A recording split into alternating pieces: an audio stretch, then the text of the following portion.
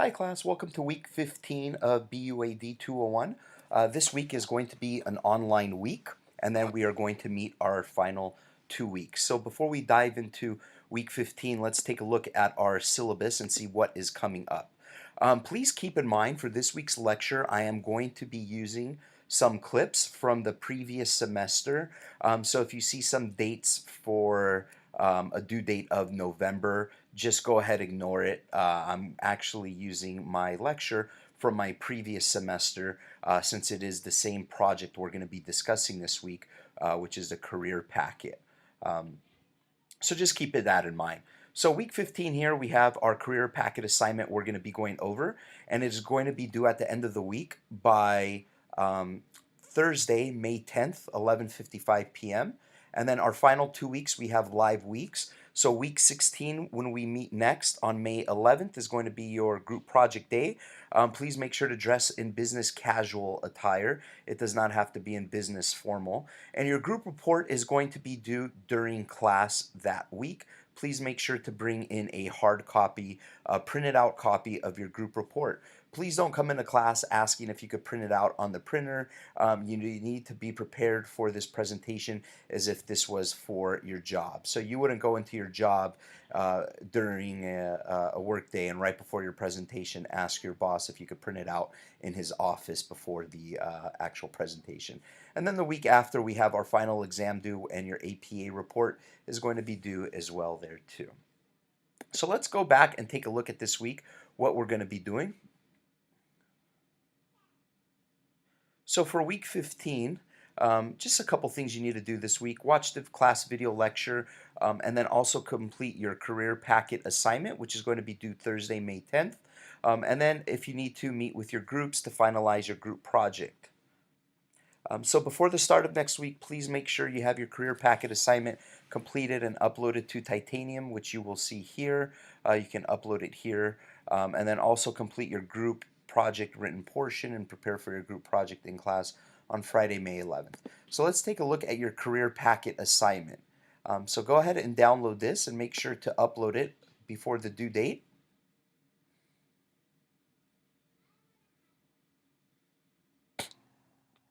So your career packet is going to consist of 4 items: a cover letter, a resume, a reference page, and a job description. You're going to need to complete all 4 items and upload them to Titanium as one document. So as discussed and shown in class, which we will actually discuss and show in class, I want you to use job search engines such as LinkedIn or Career Builder and even company websites to search for a job you would like to apply to. You don't have to actually apply to this job, but I suggest applying there if you're in search of a job, or even if you're looking for an internship and you see one that comes across your path that you may be interested in. Be sure formatting in your career packet is linear and flows. And of course, make sure it is organized and it does not look disruptive. So I've included some possible job board websites here, which we're going to go over after this. I just want to go over our assignment first so you have a good understanding of what you need to do.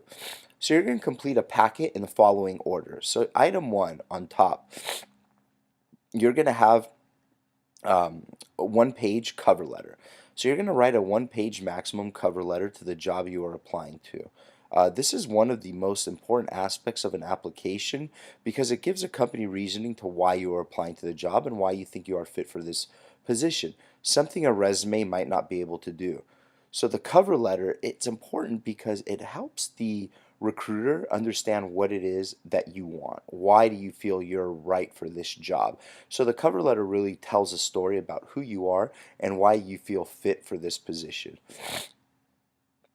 Then your resume. This is going to be anywhere from 1 to 2 pages. I would suggest keeping it to 1 page maximum, but you can have it as 2 pages. But if you do 1 page, that's fine. That's what I prefer, and I know that's what a lot of employers prefer as well too. So your resume is the backbone of your application. It can make or break it if an employer wants to continue with you for an interview. So make sure your resume consists of the following sections. Have your contact information, an objective, what your education is, and experience that you have. And it's up to you to add any additional items to your resume. Try to add a couple more sections to highlight some additional information about yourself, such as maybe an honors or awards section, or even maybe you speak multiple languages. And again, be sure formatting is linear and it flows. You don't want to make it look disruptive. And we'll be going over a few examples as well too. Item 3, references. References are great to have in a resume because it tells the employer you have professional people to contact in case they have additional questions about your study habits, work ethics, or even just personal experience. Please include a reference page with at least 3 contacts.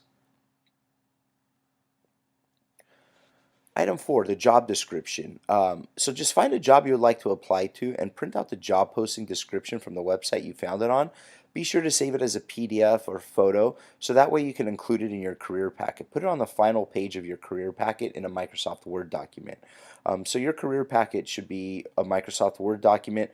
The first page will be your cover letter, then your resume, then your references, and then at the end go ahead and put in the job description of where you found this job posting.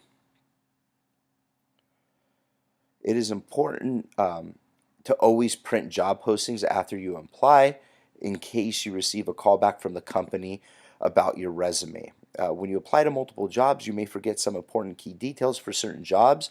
When they are printed and filed away, you can always revert back to the posting. So let's take a look at some cover letters.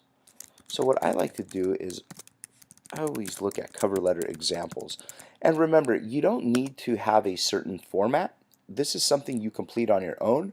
It reflects your personality, so make it to how you would like to have it. So even if we go to images, these are all different cover letter examples.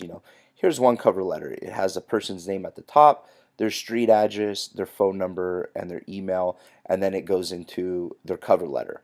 Let's take a look at a different one. This one, similar formatting.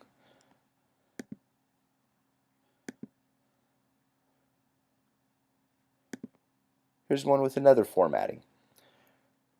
So what you have here at the top of your cover letter, whatever you decide to do for your cover letter, should also reflect on your resume and your reference page as well. So for Mary Stevens here, this heading should be the same on her resume and on her reference page as well too. Now what's important about the cover letter, it helps, like I said before, it helps tie in why you're applying for this position and why you feel you're fit for this position.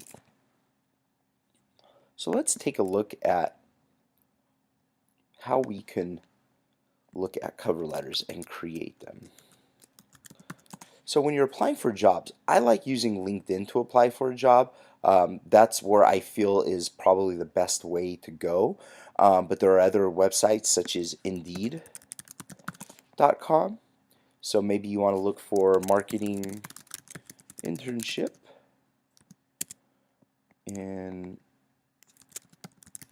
Fullerton. Let's do Irvine since it's a bigger city.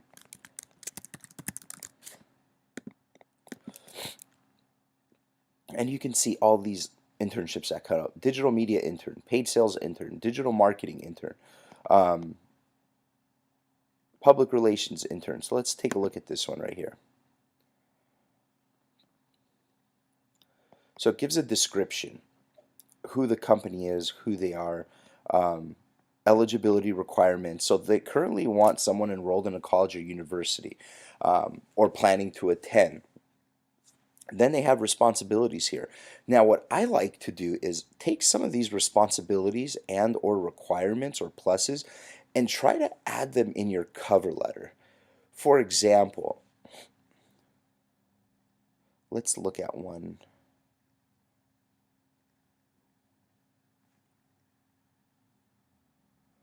Right here, follow up on assignments with multiple parties to ensure projects are completed on time. So maybe in your cover letter, you start discussing a little bit about yourself on why you feel you're good for this position. And you say, okay, you know what? In my cover letter, I'm writing about why I'm good for this position. I'm good for this position because I'm currently enrolled as a business major, and I've had experience dealing with multiple assignments at one time and working with multiple group members, and I always follow up with people or parties to ensure that my projects are completed on time. So what you're doing now is you're tying in some of these responsibilities in your cover letter. So that way when the recruiter reads it, they could say, "Oh, this is what we're looking for. This is something we're looking for." So you want to make sure that you tie in some of these aspects into your cover letter. Even excellent and written oral communication skills. That's something you can put in your cover letter as well too. I have excellent written and oral communication skills. I've worked with many types of people to complete group projects, along with maybe you're involved in an organization on campus, and you can talk about that as well too. So this is why it's important to make sure when you are looking at job descriptions and requirements, you really read it and you take a look at what you want to do. This is extremely important. So what you can do for this, so this is part 4 of your career packet that you need to complete. So what you can do is you can just either screenshot this, or you can even save it.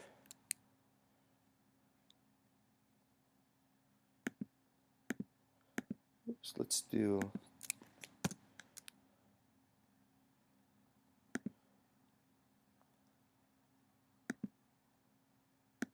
You could save it as a PDF.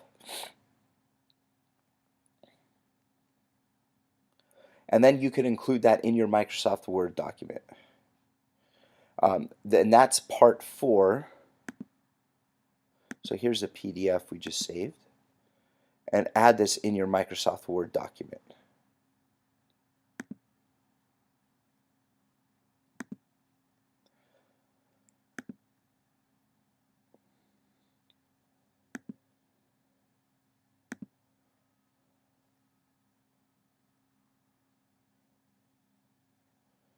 So that is item 4, job description here. So that will be the last thing you add in there. So now that you've completed your cover letter, you've written why you feel you're good for this position, and you're giving details on what kind of experience that you've had. Now we're going to look at the resume.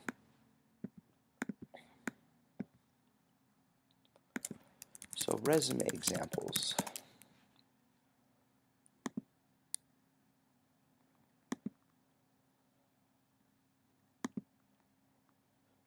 Let's get a bigger image. Okay, so here's a pretty simple resume. Jane has her career objectives, her core competencies, professional experience, her education, even additional skills as well too. Here's another Jane Smith, but it's formatted a little differently. They have the titles here on the left side. So you can see with the resume, it's really up to you on how you want the formatting to be. You can use whatever formatting you'd like, as long as you have required information on there, your education, your objective, experience, etc. So make sure that your resume also ties in with the information here. So here, pluses, pursuing a degree in PR, marketing, journalism, or something other relevant. So you could put in there, you're currently pursuing a marketing degree. Here, proficiency with Photoshop, Excel, PowerPoint, and SharePoint preferred.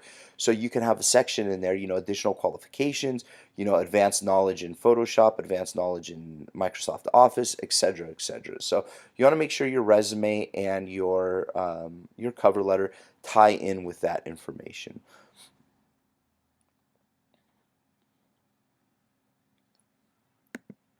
And then your reference page.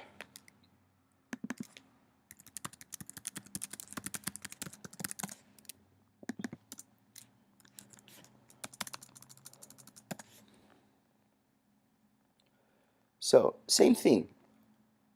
You want to make sure that your formatting is the same at the top throughout your cover letter, your resume, and your reference page. And this is what a reference page looks like. It's going to have at least 3 people on there that this employer can call to ask questions about you. You could put the name of the reference, their title, the company, what department they work for. You don't really need a mailing address. You can put that in there if you want, but I would definitely put in a telephone number and email address for all 3 people. So here's another reference page. So like this person here, Susan, This is their title of the reference page. This is their entire reference page. This is their title right here. This is how their headers look. And that's how Susan's headers look for her resume and for her cover letter. So make sure they all match up. So now that you have a good idea, let's take a look at LinkedIn. For those of you who don't have LinkedIn, I would highly recommend creating a profile. It's very similar to Facebook, but it's really for business professionals. Um, Here's where you can share a status update. Pretty self-explanatory. Let's take a look at my profile, and feel free to connect with me on LinkedIn if you'd like to as well too. So here I have my experience teaching, where I've taught, where I teach, my education, volunteer experience, certain skills that I have in marketing, leadership, and social media. So it's a great way to start building yourself and connecting with people. Now what's great about this as well too is you could search jobs. So let's say you want a marketing internship, Irvine, California. So here's a marketing internship for Disney. It's in Burbank. So let's go ahead and click on it. And now you could click on this apply button and it will take you to their website. And you could click apply now. And then you would fill out this information. You can register with your LinkedIn or create a new profile. But either way, you need to create a profile with them. And again, go down here, look at the job description, look at what they're looking to do, what their responsibilities are, and try to tie in information in your cover letter and in your resume that reflects this, because that's something I'm going to be looking for and grading you on as well too.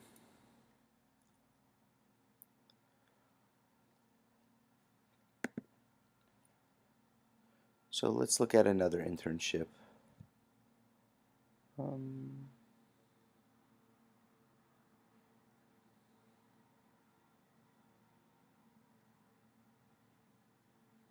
Here you go. Here's a digital marketing internship with this company. Same thing here. Take a look at it. Have a good understanding of what you need to have in your cover letter and your resume. Because remember, your cover letter should say what is it that you have that would help in this position. Why you feel you're a right fit. So. It doesn't have to be perfect. I'm not going to be marking you down if something, isn't perfectly written down or you could have done something better. I really want this to kind of be the doorway that kind of leads you into how to apply for positions. And remember, you don't actually have to apply. This can be made up as, not made up, but just not turned in. Like still need to find a job that you want to apply for, but you don't have to apply to it.